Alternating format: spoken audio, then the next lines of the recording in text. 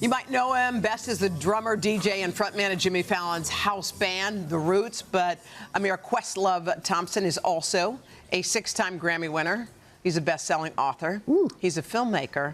And this man is an Academy Award winner. So who better than Questlove to inspire passion and creativity in kids? And he's doing it with his new children's book, The Idea in You. Hi. Hi, how are you? So good to see you forgot a grape lover and chicken salad. You love a grape and a chicken salad. There you go. Good. Important. Right. You're on Team Hoda. There you go. Okay, let's talk about this book, because I feel like that you wrote this for your 5-year-old self. That's exactly who I wrote it for. I mean, long story short, all of us had life decisions to make during the pandemic, whether to evolve or devolve, and I chose the former. So, you know, oftentimes I will journal or do mammoth Instagram posts or whatever, and as a result, I think I wrote like 3 books worth of things. So for me, this is also challenging a fear that I had of writing a kid's book, because I think I was going through the narrative of life like maybe kids didn't like me or whatever. So, you know, everything I did was geared towards like the college student or adults, never like younger people. But I wanted to write a book about creativity because I think oftentimes after the age of 5, kids start to learn embarrassment or cynicism, and I wanted to encourage kids to develop and parents to encourage kids to develop ideas. Well, it's kind of like your parents in a way, because I loved how you were raised, and I didn't know this, but it was like your parents kind of let you be a kid. They let you do the things that other parents would say, get in line, not like that. Exactly. Your parents allowed you to become who you were meant to be. Well, that's things. I have a birth doctor. His name is Gordon, and he told my mom, like, you know, let him play in his food. Let him get messy. Let him draw everywhere. Let him bang on. You know, because he wanted to know whether or not the epigenetic talent effect. My father was a singer and a musician. Would it fall on me?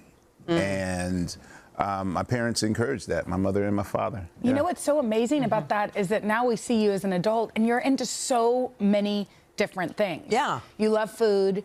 You love music. You love filmmaking. I mean, I wonder if that stems back to letting you just explore do it all. Everything. Well, what I learned in the pandemic is that when we are in a state of play, then that's when we're at our best as creatives. So if anything, I'm trying to go back to when I was 11, 12 and having fun, and this wasn't a job, but my passion. A lot of people will come up with New Year's resolutions or bucket lists or whatever you want to call it, but you came up with 20 things you fear the most that you wanted to sort of check off. Why did you go that route, and what are some of them? Because that's where evolution starts. Probably 2 major ones that I did this summer.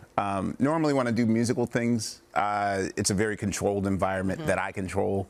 I calculate ahead of time what's going to happen. I control all these people. I did a residency at the Blue Note Jazz Club and played free jazz, which kind of scares me because I don't know where it's going to go next. And so. But do you write the 20 things and then you do some of them?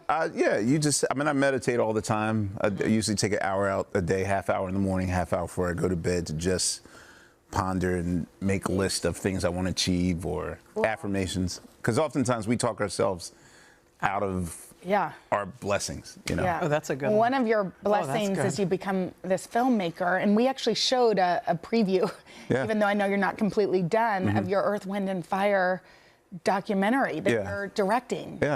Tell us about that. You know, I'm passionate about music and telling stories, and after the success of Summer of Soul, all these offers came in. I just finished the Sly and the Family Stone documentary, which will be out in February, and then hopefully September 21st of 2025 will be the Earth, Wind and Fire documentary. A lot of pressure with something everybody knows. Were you able to find any of the members you were looking for? A few. Thanks to today's show, I found a few members that I haven't. But yeah, I'm already like 50% done the project. By the way, I love what you just said. Sometimes you talk yourself out of your blessings. I'm just thinking about how many people at home are probably giving themselves 10 reasons why they can't do something they're meant to do. I mean, often we say the worst things to ourselves that we would never let another person say to us. And so we have to get out of that habit. And by the way, I love that you loved The Pivot Year, that book. Oh, yeah. Because I was reading in the note, and it's one of those weird books that once you start reading it, you gift it because you're pivoting even from today to tomorrow. Oh, did you give one to Questlove or just to everybody on this? No, technically you did. Because the way that I heard about Brianna Wiest is actually through you, when you gifted all your friends that. Yeah. And I wound up doing that myself. I think at least 300 friends of mine, like, that's just my go-to. Yeah. Her book, The Mountain Is You, was very instrumental as far as books that I read during the pandemic that helped me sort of transform and transition into a more evolved person. Oh, God, it's so amazing. You're such a product of what good parenting is, or creative parenting. No, it was a nightmare. No. But it's so amazing how incredibly talented you are. Thank you, Questlove. All right, to check out his picture book, The Idea in You, please go to today.com/books.